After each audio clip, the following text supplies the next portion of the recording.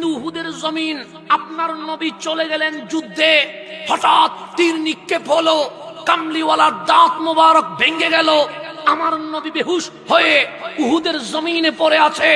উহুদ পাহাড় দুই ভাগ হয়ে গেছে, পাহাড় পাহাড় হইয়া চিল্লাইয়া বলছেন, নবী গো, আমি পাথর হতে পারি, আনা উহিব্বুক, আমি নিজের চেয়ে আপনি নবীরে ভালোবাসি, আমার ভাগ হয়ে যাওয়া গর্তে আপনি নবী চলে আসেন, আমি উহুদ আপনাকে নিরাপত্তা দিতে রাজি আছি।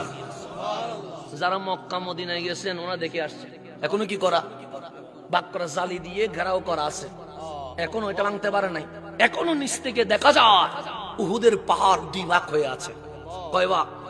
কেন? আমার নবীর প্রেমে এটা জোড়া ছিল।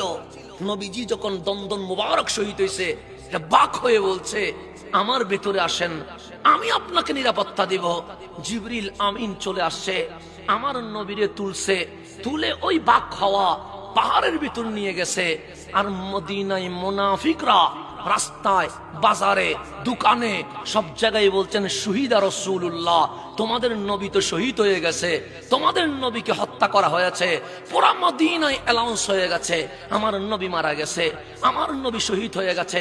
সাহাবায়ে কেরাম দুর্বল হয়ে গেছে, মদিনায় বাচ্চাদের কান্নার রুল পড়ে গেছে। যেই অঞ্চলের মেয়েরা গর্ত থেকে বের হয় না, মদিনার মেয়েরা পাগলের মতো গর্ত থেকে বের হয়ে গেছে। কার কথা শুনে? আমার নবীর শাহাদাতের কথা শুনে, আমার কামলিওয়ালার কথা শুনে মদিনার নারীরা রাস্তায় বের হয়ে সবাই বলছেন, আইনা রাসূলুল্লাহ, আমার কামলিওয়ালা কই? সবাই যখন চিল্লাচ্ছে, এক বৃদ্ধা মহিলা বয়সের কারণে কুজু হয়ে গেছে, তিনিও বের হয়ে বলছে, আগে বলো নবী কই, নবী কই?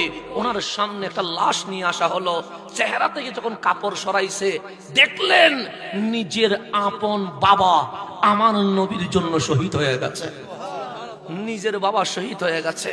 মহিলা চিৎকার করে বলছেন, এটা আবি ওয়া হুয়া আবি, তিনি আমার বাবা। ওনার কাটিয়াকে একদিকে রেখে দাও, কাটিয়া রাখা আছে, বাবার লাশ রেখে আপনি অন্য কিছু ভাবতেই পারেন না।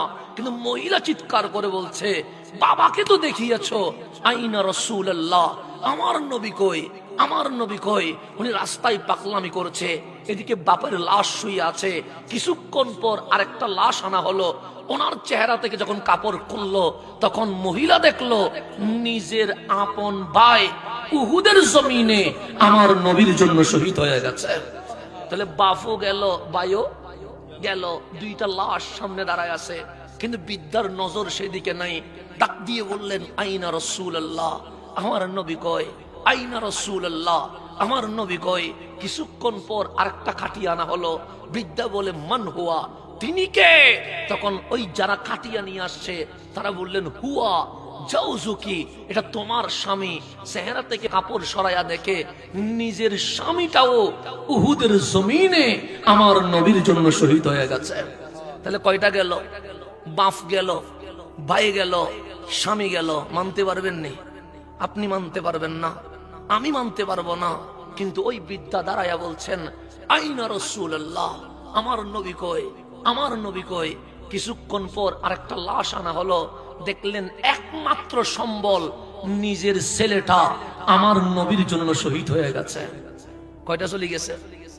চারটা। বাপ গেল, ভাই গেল, স্বামী গেল, সন্তান গেল, আর কেউ নাই। আমি হলে পাগল হয়ে যাব, আপনি হলে পাগল হয়ে যাবেন। কিন্তু বিদ্যার বাপও গেছে উহুদে, বিদ্যার ভাইও গেছে উহুদে, বিদ্যার স্বামীও গেছে উহুদে, বিদ্যার সন্তানও গেছে আমার নবীর জন্য উহুদে।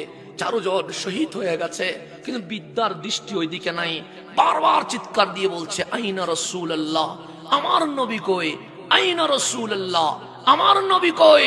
তখন একজন সাহাবী কানে কানে বলছে, কাঁদিস না রে, কাঁদিস না, তোমার নবী এখনো জীবিত আছে, তোমার নবী এখনো।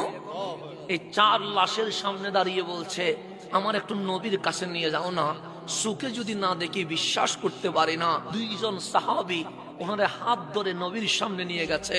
উনি চিৎকার করে বলছে, আইনা রাসূলুল্লাহ, নবী কই, নবী কই?